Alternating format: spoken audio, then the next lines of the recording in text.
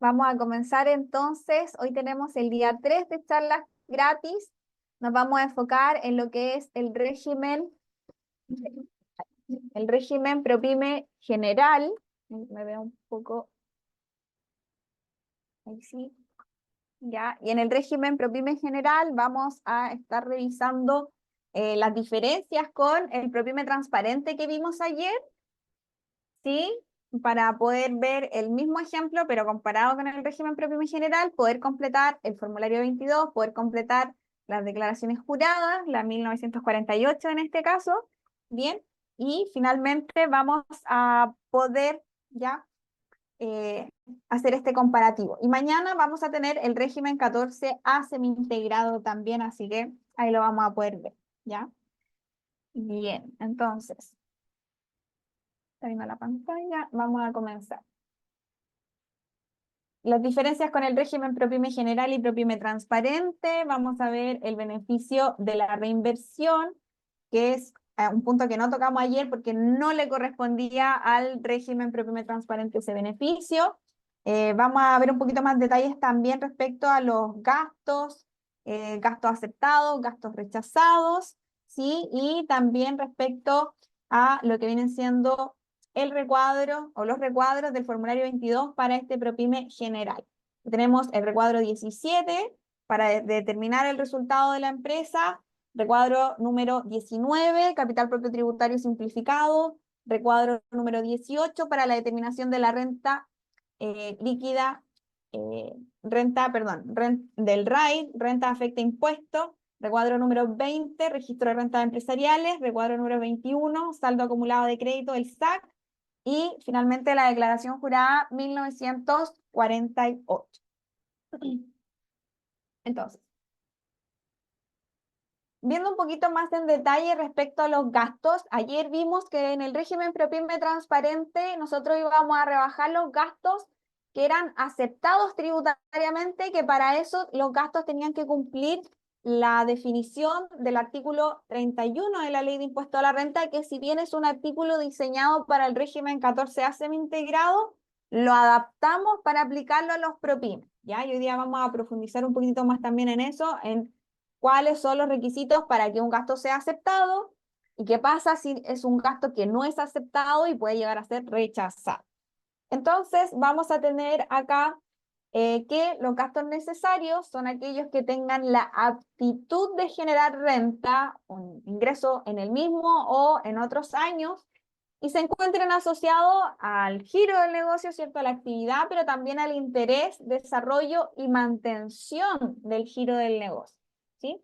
Entonces, esta definición de gastos necesarios, gastos aceptados, se cambió en la reforma anterior, entonces esta es la definición que entra en vigencia desde el año 2020 y podemos encontrar más detalles de la aplicación de esto en la circular 53 del año 2020. Así que si alguien quiere profundizar en los gastos aceptados, gastos rechazados, circular 53 año 2020. Entonces, la normativa nos pone principalmente 4 requisitos, o podemos agruparlo en 4 requisitos. Entonces, primero, que un gasto necesario para producir la renta o tenga la aptitud para producir la renta. Esto quiere decir que a veces la empresa desembolsa un gasto pensando que este gasto efectivamente va a obtener un resultado y va a generar un beneficio para la empresa. Pero puede ser que a la larga o en la práctica después del desembolso del gasto nos demos cuenta que en realidad nos fue mal, no logramos el objetivo que queríamos con ese gasto y por lo tanto eso no significa que si no genera un ingreso no sea un gasto aceptado o que se tenga que reversar esa rebaja del gasto si es que finalmente no se llevó a cabo, ¿ya? Entonces, también es importante considerar que tenemos que estar pensando que este gasto tiene que ser para la empresa. Si es un gasto pensado como en el socio, por ejemplo, o en una empresa relacionada, eso no es aceptable, ¿sí? Que no hayan sido rebajados en virtud del artículo 30 es un requisito que aplica para el régimen 14A semi-integrado, que vamos a estar hablando mañana más en detalle, pero en el fondo lo que dice la estructura de la ley de impuesto a la renta es que el artículo 30 es la rebaja de los costos. Entonces, si yo rebajo costos, después no lo puedo volver a rebajar como gasto, sino estaría duplicando eso. Entonces, por eso es otro requisito que aplica para el régimen 14A semi-integrado. Que se encuentren pagados o adeudados, ¿sí? En el régimen 14A. Entonces, tenemos que ubicarnos. Para los regímenes ProPyme, transparente que vimos ayer, ProPyme general de hoy, el gasto tiene que estar pagado para ser rebajado como un gasto. Sin embargo, en el régimen 14A semi-integrado, el gasto tiene que estar pagado o adeudado y que tiene que corresponder al año, ¿cierto? Al año en el cual se desembolsó. O va a quedar adeudado, pero es de ese ejercicio. Y finalmente, un último requisito que también es clave y que aplica para todos los regímenes es que el gasto se tiene que acreditar o justificar de manera fehaciente. Esto en la práctica lo vemos reflejado en que el gasto tiene que tener su respaldo tributario aceptado. Por ejemplo, si yo compré, tengo que tener la factura, tengo que tener la boleta. Si le pagué a un trabajador independiente, tengo que tener la boleta de honorario de respaldo. Si es que he pagado sueldos, tengo que tener las liquidaciones de sueldo, pagar las cotizaciones previsionales como corresponde, ¿cierto? Entonces, si yo desembolso un gasto, pero no tengo la boleta de respaldo, no tengo el contrato de respaldo, no tengo nada legal que respalde esa compra, es un gasto que no está cumpliendo el requisito de gasto necesario y pasa a ser un gasto no aceptado, y vamos a ver cuál es el castigo que recibe el ProPyme en general, el 14A semi-integrado, por estos gastos que no cumple alguno de los requisitos que he estado nombrando, ¿sí? Vamos a tener ciertas exclusiones de gastos necesarios, ¿sí? Que no sean del giro, lo que les mencionaba. Si, por ejemplo, hay un gasto que en realidad es para el socio, para la socia, eso no es aceptado. Entonces, yo no puedo pedir una factura, por ejemplo, si es que se celebró el cumpleaños de la dueña de la empresa y se pidió factura por la celebración. Eso es un gasto no aceptado porque eso es en beneficio de la socia, ¿ya? Así como también si por ejemplo se compra una camioneta y la camioneta la usa la dueña o el dueño para usos personales, tampoco es aceptado. Y así tenemos varios ejemplos, ¿cierto? Y también tenemos un caso especial respecto a lo que son los automóviles station wagon o similares, que hoy en día son los city car, las sedán, las sub, ¿cierto? Son tipos de vehículos que a norma general son no aceptados tributariamente en las empresas. ¿Podemos tener excepciones? Sí, por ejemplo, si yo le justifico al Servicio de Impuesto Interno con suficientes documentos, ¿cierto? Me pueden aceptar este tipo de compras de este tipo de vehículos. De ahí que pasen a ser aceptados no solamente la compra del vehículo, sino que también el combustible, el estacionamiento, los tax, seguros, mantenciones, etcétera, que yo le tenga que hacer al vehículo, ¿sí? Entonces, ojo con los automóviles station wagon o similares, que también siempre me lo preguntan, y es un caso especial donde hay un ojo sobre la mira, por así decirlo, sobre estos gastos, ¿ya? Ahora, si por ejemplo alguien tiene una empresa de transporte de pasajeros, ya una empresa, por ejemplo, de radiotaxis, entonces obviamente el tipo de vehículo que sirven para esa actividad son los city cars, sub, sedán, y por lo tanto ahí no es necesario hacer la petición porque de acuerdo a la actividad específicamente, esos vehículos son aceptados ya, que son esenciales para la actividad. Ya en cualquier otro caso, por ejemplo, una empresa de servicio que me dicen, no, mira, la empresa de servicio quiere ocupar un automóvil para transportar a los trabajadores o para poder llevar a los clientes a hacer trámites, etcétera. Ya, eso se puede, sí, pero pidiendo la autorización necesaria, esto se hace a través de prisión administrativa, ¿ya? Bien.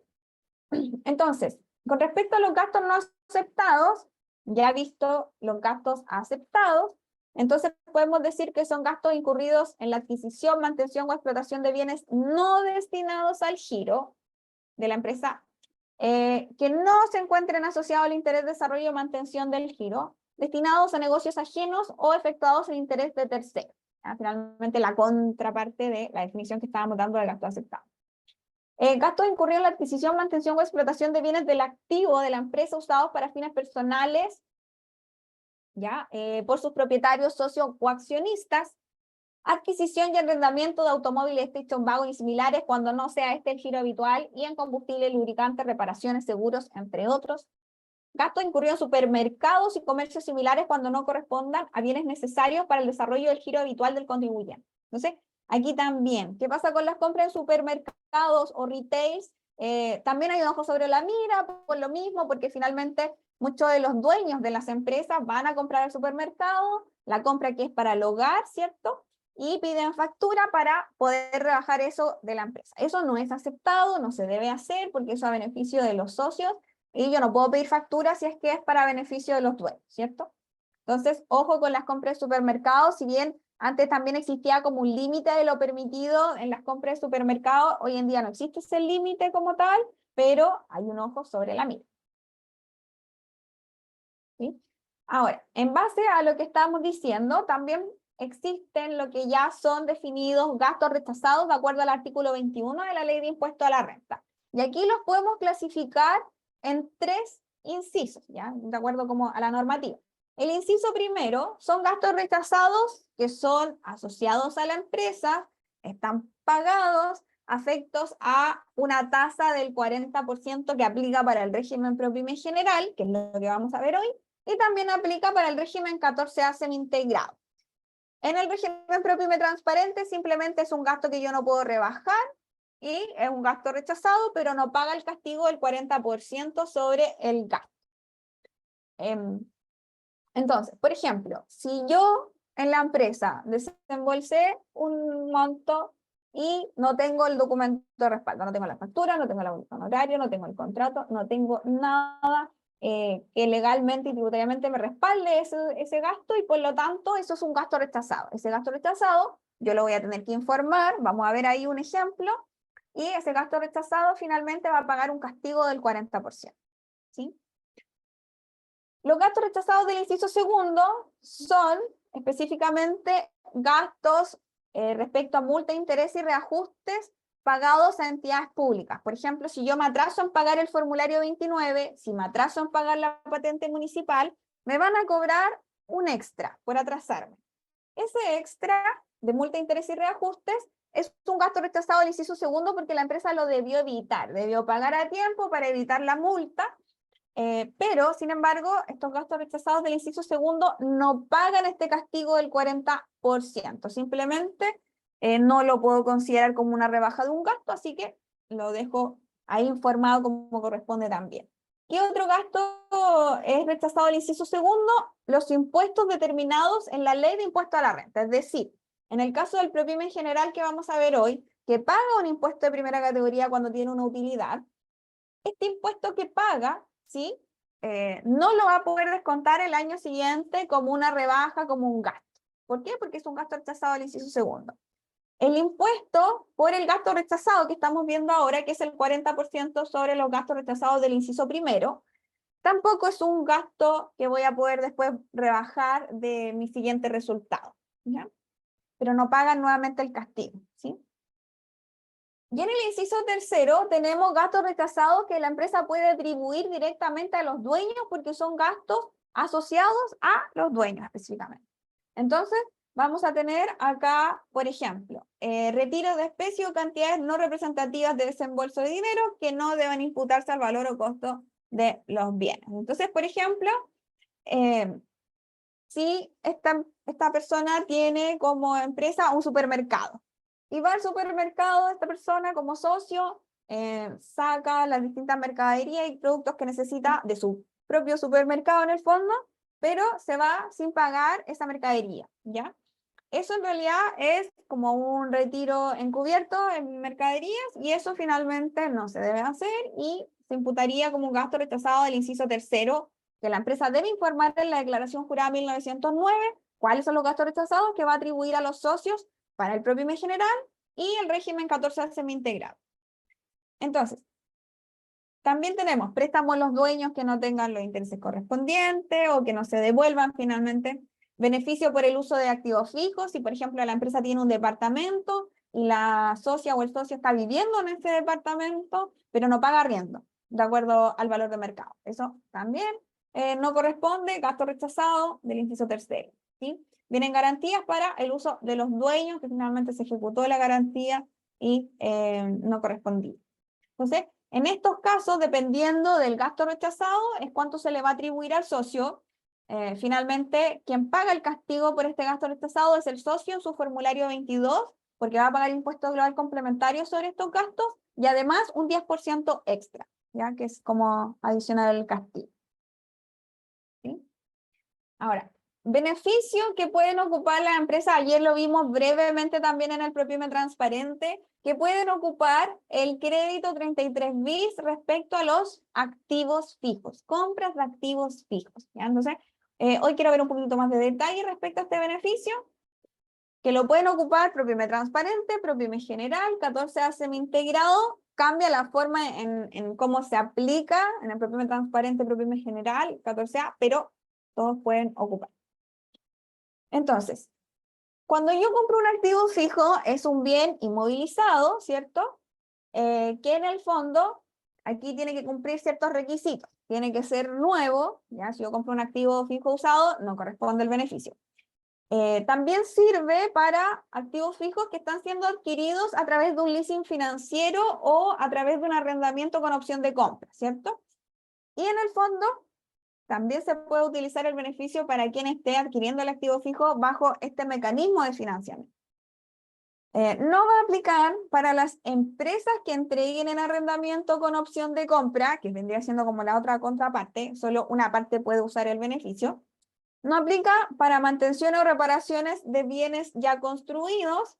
No aplica para bienes que puedan ser usados para fines habitacionales o de transporte. Entonces, por ejemplo, aquí me preguntan siempre, la camioneta, si yo me compro una camioneta para la empresa, ¿puede ocupar este beneficio? No, excepto que sea una empresa que tenga el giro de transporte de carga específicamente, ¿no? Lo mismo con, en el caso de los buses, ya también, si se compran buses, que sea una empresa que preste un servicio interurbano o rural de transporte público remunerado a pasajeros, ¿sí? Tampoco aplica este beneficio para un terreno. Si la empresa, por ejemplo, se compra una oficina, una bodega, parte de esta compra se divide, ¿cierto?, el valor, una parte representativa del terreno y otra parte representativa de lo construido. El valor de la parte representativa de terreno no accede al beneficio, ¿ya? También tenemos que considerar que para poder aplicar este porcentaje, ya las empresas que pueden ocuparlo obtienen a un beneficio que va entre un 4 y un 6% del valor del activo fijo. ¿Qué valor voy a considerar? Voy a considerar el valor, si mi empresa paga IVA, en el fondo es una empresa que vende con IVA y pudo ocupar este IVA dentro del proceso de los formularios 29, voy a tomar el valor neto, sin IVA. Pero si mi empresa es exenta de IVA, puedo tomar el valor total, ¿ya? Incluido el IVA que compré, ¿cierto? Este activo fijo, ¿ya? En el caso del arrendamiento, ya con opción de compra, tengo que sumar el valor del contrato. Si yo puse como una cuota inicial grande, más todas las otras cuotas, más la opción de compra, sumo todo el valor del contrato de este leasing financiero y aplico este porcentaje que vamos a ver en qué casos corresponde. El tope de este beneficio son 500 UTM. Solamente se puede ocupar este beneficio en el primer año cuando se compre este activo fijo nuevo. Y finalmente, si hay un excedente, si me sobra este beneficio, se pierde, no lo puedo traspasar para otro año, ni se recibe de devolución en el PROPYME general y en el 14A semi-integrado, ¿sí? Y también lo vamos a tener que incorporar dentro como de la parte de los ingresos para después poder aplicar este crédito que rebaja el impuesto a la renta, ¿ya? Entonces, el beneficio se va a poder ocupar bien respecto al nivel de ingreso, ¿ya? ¿Qué quiere decir? Si, por ejemplo, la empresa tiene un promedio de ingreso en los últimos 3 años de hasta 25.000 UFs, puede ocupar el beneficio máximo que es un 6% sobre el valor del activo, ¿ya? Pero finalmente, si ya supera este rango de 25.000 UFs de ingresos anuales, va a tener que ocupar esta fórmula para saber cuál es el porcentaje que va a poder ocupar. El mínimo es un 4%. Entonces, actualmente este beneficio aplica solamente para empresas con un tope de ingreso de hasta 100.000 UFs. ¿Sí? Y otro beneficio que vamos a aplicar ahora en el ejercicio en Excel que vamos a desarrollar es el incentivo al ahorro de acuerdo al artículo 14, letra E. Este es un beneficio que actualmente solo pueden ocupar las empresas del régimen 14A semi-integrado y del régimen ProPyme general. ¿Sí? ¿En qué consiste? Consiste en que si los dueños de la empresa no retiran toda la utilidad que se generó en el año, entonces se va a poder ocupar, ¿cierto?, un beneficio de rebajar hasta el 50%, ¿cierto?, de esta utilidad que quedó reinvertida, haciendo los ajustes necesarios. Vamos a ver el cálculo después en el Excel. Entonces, este beneficio aplica solamente a empresas que tienen un ingreso de hasta 100.000 UFs promedio en los últimos 3 años, ¿sí? No pueden acceder a este beneficio personas o empresas, perdón, que tengan un ingreso respecto a instrumentos de renta fija, posesión o explotación de cualquier derecho social, cuotas de fondo de inversión, fondos mutuos, acciones, ¿ya?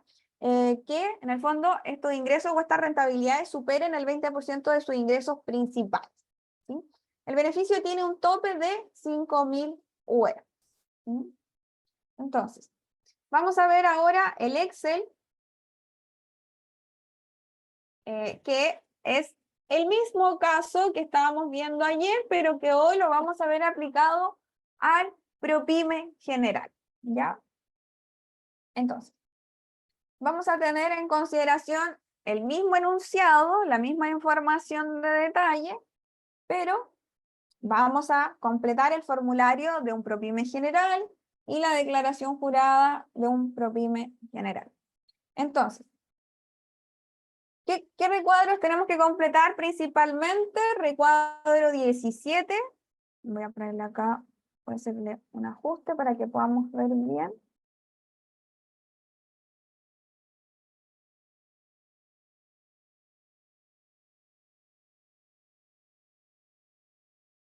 Entonces, respecto a la determinación de la base imponible, vamos a ver, enfocarnos en las diferencias respecto al ejercicio de ayer que fue ProPyme transparente, ¿ya? También consideramos los ingresos percibidos, en este caso los ingresos percibidos, las ventas del año que los clientes me pagaron, y aquí van los valores netos, son 80.200.000 pesos. Recordemos que es una empresa que se creó en el 2023. Además, tiene ingresos respecto a empresas relacionadas del régimen 14A, que corresponden a 3 millones de pesos, ¿sí?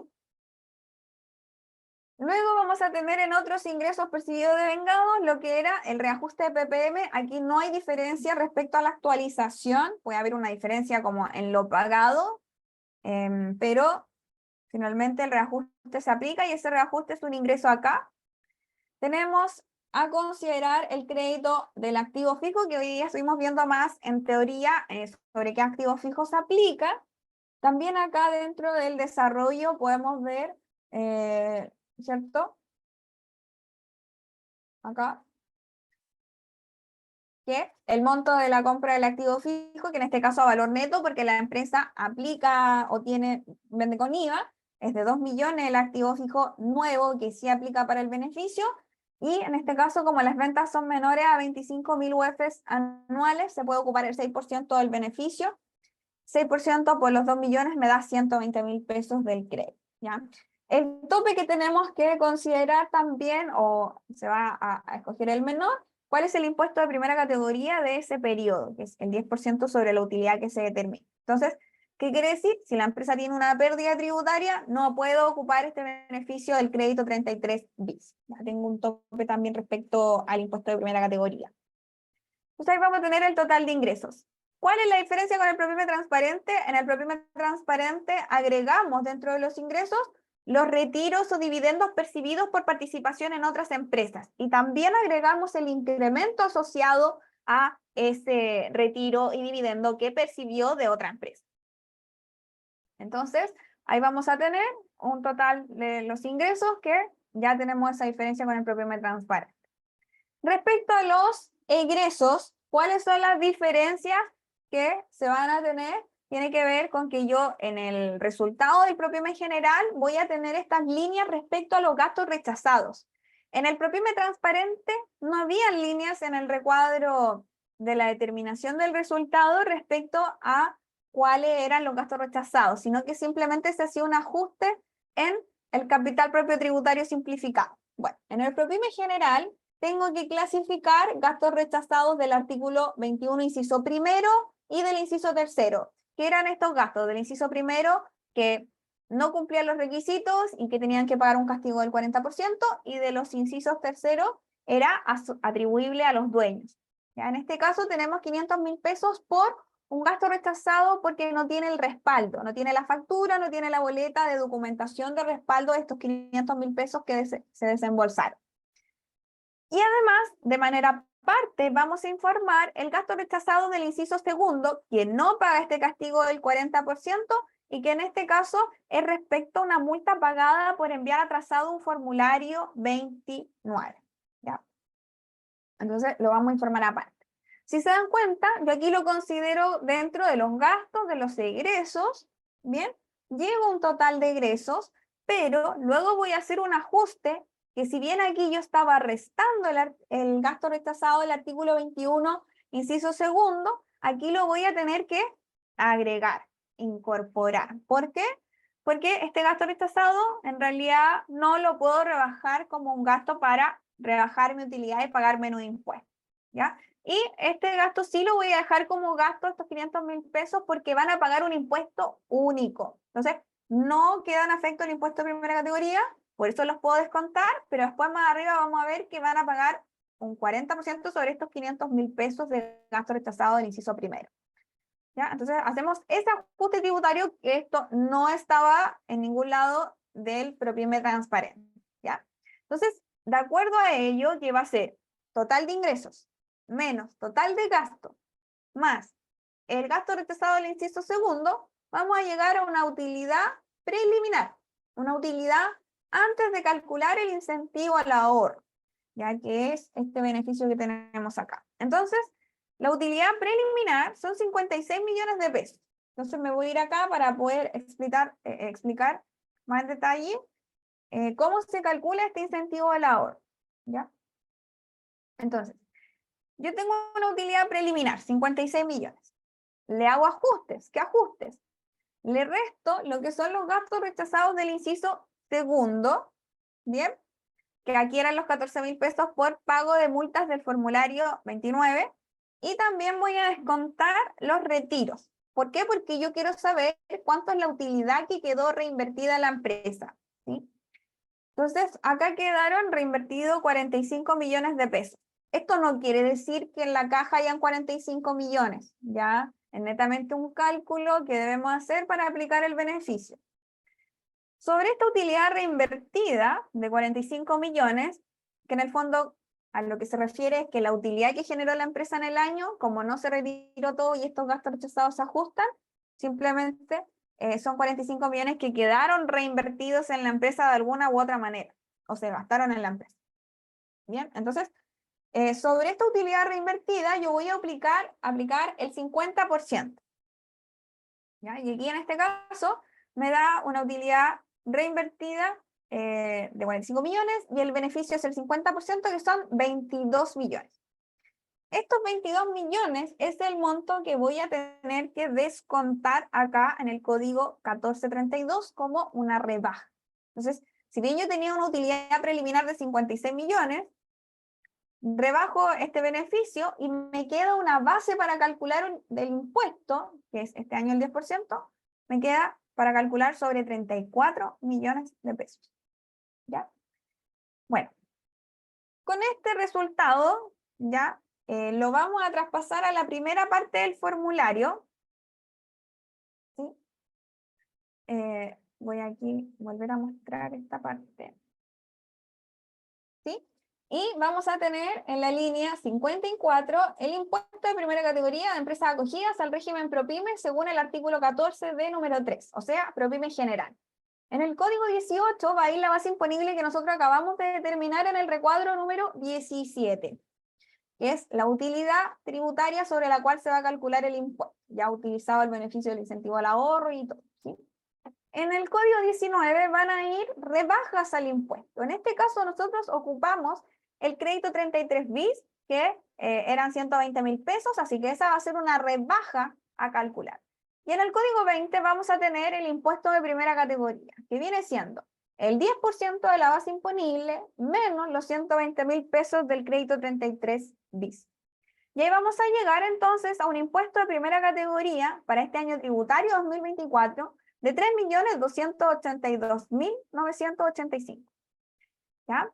Además, vamos a tener que calcular en la línea 64 el impuesto único del 40% sobre los gastos rechazados. En el código 113 va a ir la base imponible del gasto rechazado, que en el PROPYME general va sin corrección monetaria, solo los 500.000 pesos de gasto rechazado porque no tenían el respaldo. Y en el código 114 va a ir el 40% entonces de este gasto rechazado, 200.000 pesos del castigo que se va a cargar acá en este ejemplo. ¿Sí? Para concluir aquí con esta parte, vamos a tener en el código 1904 el PPM que pagó la empresa actualizado para rebajarlo de lo que debe pagar. ¿Ya? Ojo que hubo aquí, respecto a este formulario 22, año tributario 2024, hubo una modificación en esta línea 84, donde actualmente vamos a desglosar cuál es el PPM que corresponde. Para el caso del PROPYME general, va a ir en la letra A, PPM de artículo 84. ¿Sí? Y 14 de número 3, letra K. Entonces vamos a tener en el código 1904 el PPM pagado actualizado, que lo vimos ayer, ¿cierto? Cómo se actualizaba, y aquí tenemos el monto actualizado del PPM que ahora vamos a rebajar. ¿Sí? Ojo que se supone que en el formulario 22 como original, que va a estar disponible en el sitio web, en el código 36 como que debería ir la suma de todos los ppm. Ya, yo no lo estoy poniendo acá, pero al parecer esto debería repetirse. Ya este va a ser el primer año y de acuerdo a la fórmula debería ser así, pero simplemente yo lo dejé aquí, que es donde se origina. ¿Ya? Entonces, dado esos montos, vamos a tener un total en el código 305 de el resultado. ¿Cuál es el resultado en este ejemplo? Determinamos impuesto de primera categoría, determinamos impuesto único del artículo 21, inciso primero, menos los PPM pagados actualizados a diciembre, están actualizados a diciembre. Y eso me da 3.309.784. Ese monto está todo actualizado, digamos, a lo que es diciembre. ¿Sí? Si bien en el PROPYME no ocupamos correcciones monetarias, se considera que esto está calculado a diciembre. Pero como nosotros preparamos este formulario 22 y lo vamos a enviar en abril, se debe aplicar una corrección monetaria de diciembre a abril. Hoy estamos a febrero, ¿cierto? No sabemos cuál va a ser la corrección monetaria que vamos a aplicar en este año tributario 2024. Por lo tanto, acá en el código 39, cuando yo tengo algo que pagar, ¿cierto? Se me va a aplicar la corrección monetaria. Yo aquí estoy aplicando un 2,1%, que fue la corrección monetaria que se aplicó en el año tributario 2023. Pero lo dejé en amarillo porque no es la tasa definitiva. ¿Ya? Voy a mostrar acá ¿cierto? Si yo busco en Google corrección monetaria en el servicio de impuestos internos, vamos a tener que ocupar la tabla del 2024 de capital inicial, que es como lo que viene de diciembre, hasta la columna abril, pero cuando aparezca. Y eso va a aparecer en los primeros días de abril. ¿Ya? Entonces, si nosotros nos vamos al 2023, ¿cuál se ocupó de capital inicial a abril? 2,1%. Eso es lo que corresponde. Bien, y ese es el monto a pagar dentro del plazo establecido hasta el 30 de abril. Ahora, no son los únicos recuadros que tenemos que completar del régimen PROPYME general. Ahora voy a ir a completar, ¿cierto? Voy a ocultar acá un poco para que se vea bien. ¿Sí?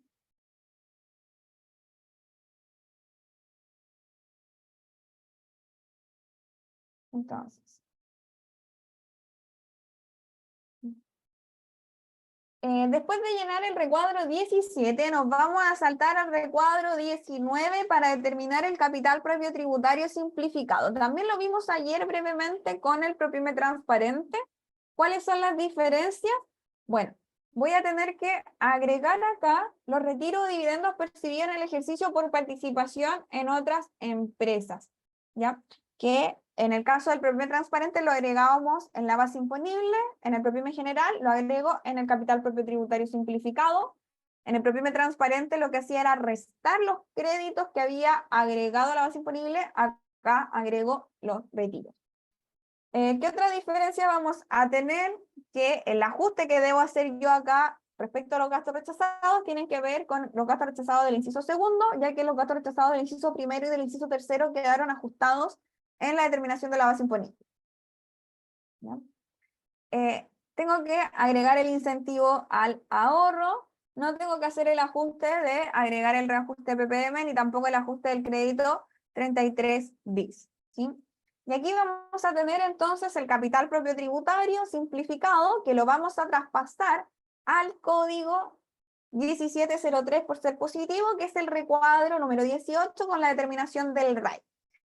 RAI vienen siendo, en otras, bueno, la sigla significa renta afecta impuesto, pero en otras palabras viene siendo la utilidades que ha generado la empresa en este año y en ejercicios anteriores que todavía no se han imputado a los retiros, ¿ya? Entonces es una utilidad que cuando los socios retiren sobre este saquito van a pagar impuesto global complementario, pero a su vez van a poder recibir un crédito de impuesto de primera categoría si es que tiene disponible la empresa, ¿ya?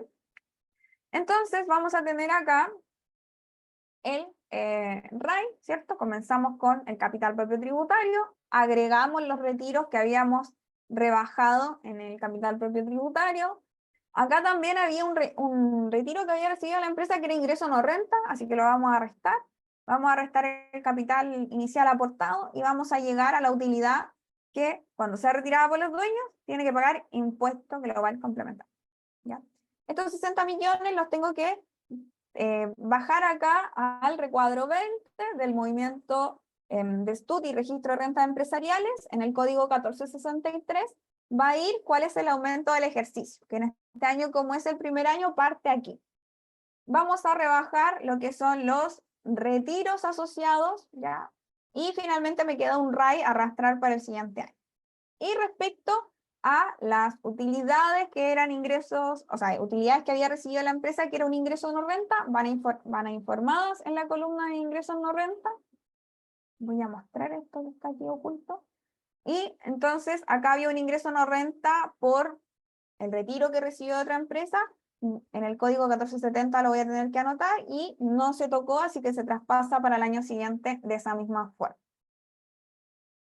Respecto al recuadro 21, es muy importante este recuadro porque aquí vamos a ir llevando el registro de los impuestos de primera categoría que ha pagado la empresa y que están disponibles para que cuando el socio retire pueda rebajar este impuesto que ha pagado la empresa de la determinación de su resultado, de su impuesto. Entonces, ojo que yo veo muchas empresas del PROPYME en general, ya hablando un poco de lo que decíamos ayer, cuando se crea muchas veces o se hace el formulario 22 y la declaración jurada con el asistente del Servicio de Impuesto Interno, muchas veces queda mal preparado lo que es el recuadro 20 y recuadro 21, ¿ya? Y yo veo muchos casos en asesoría de empresas PROPYME general que han pagado impuesto de primera categoría, pero no llevan su control de saldos acumulados de crédito bien, por desconocimiento en realidad. Entonces, es algo que si ustedes no llevan el registro aquí, es un beneficio que se está perdiendo. Así que ojo con este recuadro, que yo sé que es enredado de poder preparar y todo, pero es muy importante poder llevarlo de manera correcta, ¿ya? Entonces, vamos a tener acá el registro de los impuestos de primera categoría. Este es el impuesto de primera categoría, ¿ya? Que se determinó arriba, cuando lo estuvimos determinando, ¿cierto? El 10% de la base imponible menos el crédito 33 bis. También se le asignó acá créditos que vienen de los retiros. Teníamos un crédito no sujeto a restitución con derecho de devolución y otro sujeto a restitución con derecho de devolución. Vamos a restar lo que vamos a asignar a los retiros. ¿Cuánto es lo que asignamos a los retiros? En este caso, como el impuesto que se ha pagado es del 10%, lo de esta columna, vamos a asignar por la tasa de incremento. Y la tasa de incremento en este caso es un 0,1111 cuando la tasa de impuesto es el 10%. ¿Ya? Entonces, el crédito que estamos asignando es de 1.266.665 por el total de los retiros de los dueños. Acá dentro del desarrollo, yo dejé una tabla que es el registro de renta empresarial, ya como más, digamos, el que tenemos que preparar antes de hacer esos recuadros finalmente. ¿Ya? Entonces tenemos el RAI, tenemos la renta exenta, el ingreso no renta, por acá tenemos el saldo acumulado de crédito, y luego asignamos a los socios, a uno que retiró 6 millones y a otro que retiró 5.400.000. Entonces, ese monto lo multiplicamos por la tasa de incremento y me da el crédito para un socio, me da el crédito para el otro socio. Y estos dos los tengo que sumar en este caso para informar acá dentro del código 1540. Además, vamos a tener un ajuste en el código 1558 respecto a los gastos rechazados del inciso segundo que tienen que ver con las multas. Entonces, el gasto de las multas también lo tenemos que multiplicar por la tasa de incremento para hacer un ajuste que debe ir acá. Y finalmente los saldos que se arrastran para años siguientes. ¿Ya? Ahora, antes de pasar finalmente a lo que es la declaración jurada que debemos completar, ¿bien? Quería mencionarles, ¿cierto? Acá, respecto a recordarles que nuestros cursos están con un 70% de descuentos, ¿ya? Y en ese sentido, ustedes pueden ingresar a nuestro sitio web, tuparnetcontable.cl, para poder obtener este descuento que está disponible solo esta semana por esta semana de la renta. ¿Bien? Entonces, si quieren saber más información también respecto a los cursos, pueden ingresar ahí a la encuesta y votar, que si les interesa saber más, para nosotros poder enviarles, ¿cierto? Un correo con la información, ¿ya?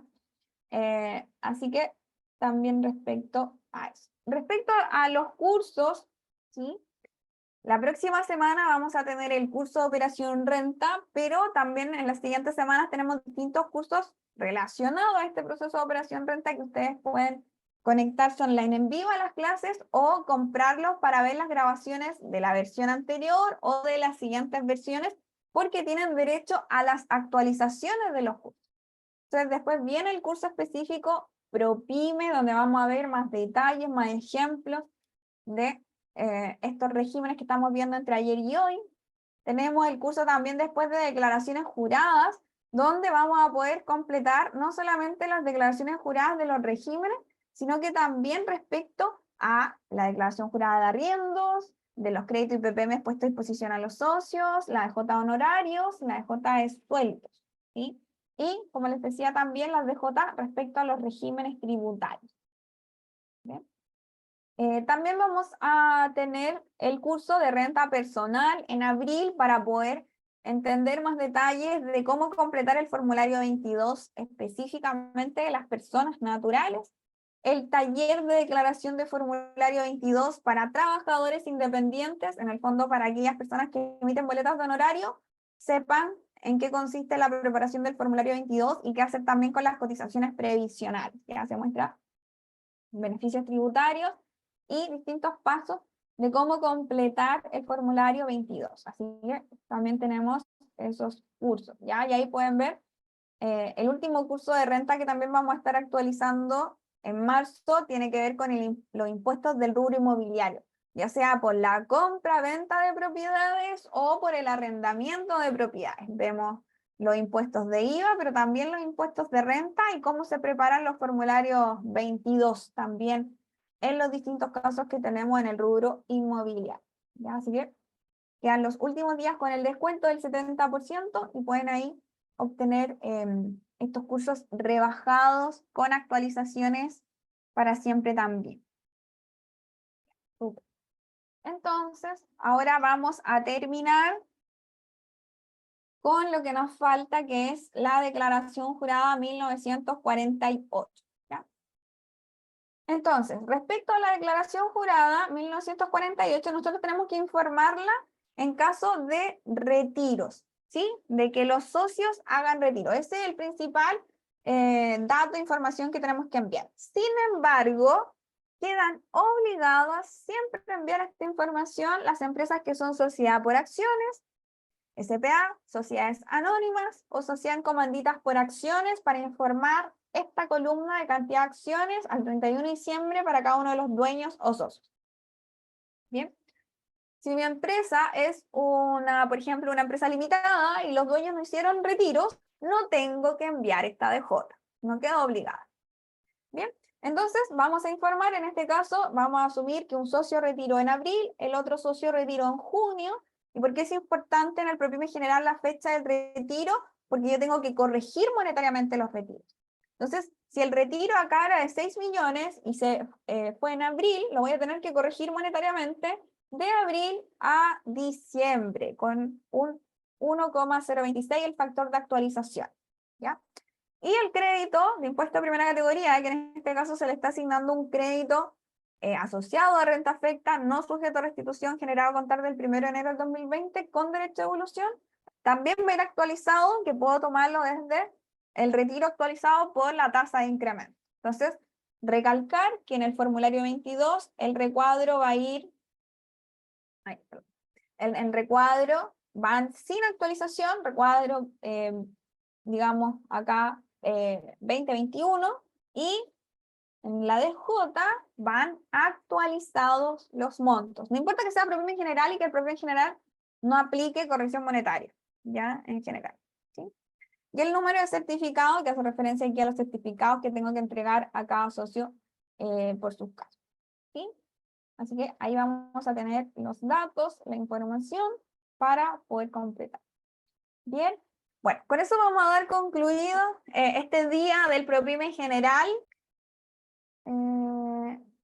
Ada me dice, si es 14 de 3, pero con contabilidad simplificada, tributa a la empresa, creo que me enreda eso pensando en el régimen transparente. Lo que pasa es que el régimen PROPYME general puede llevar contabilidad simplificada o contabilidad completa. El ejemplo que yo di hoy es un PROPYME general con contabilidad simplificada y la información del resumen para hacerlo comparativo también con el PROPYME transparente.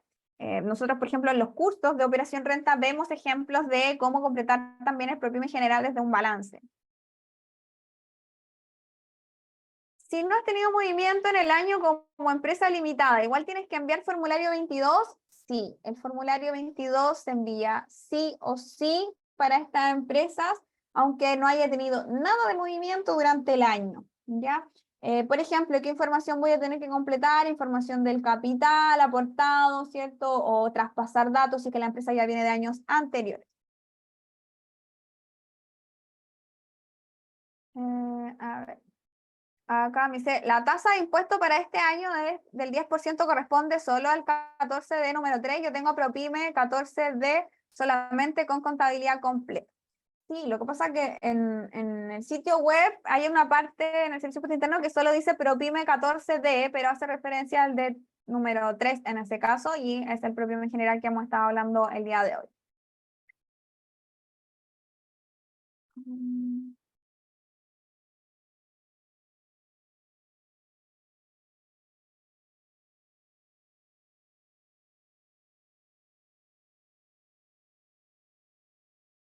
Benjamín me dice, en el caso del régimen PROPYME general, los ingresos obtenidos por distribución de dividendos se consideran en el cálculo de la renta líquida disponible como un ingreso efectivo, o solo se consideran en el capital propio tributario. Lo vimos después en el ejemplo que si la empresa recibe dividendos por participación en otra empresa, solamente se considera en el capital propio tributario simplificado, y también puede generar ajustes en los registros de rentas empresariales si es que, por ejemplo, es un dividendo no afecta impuestos, o si es que también por los créditos que viene asignado ese dividendo. Ya, me voy a ir, hoy nos ordenaron, creo, por votación. ¿Ya?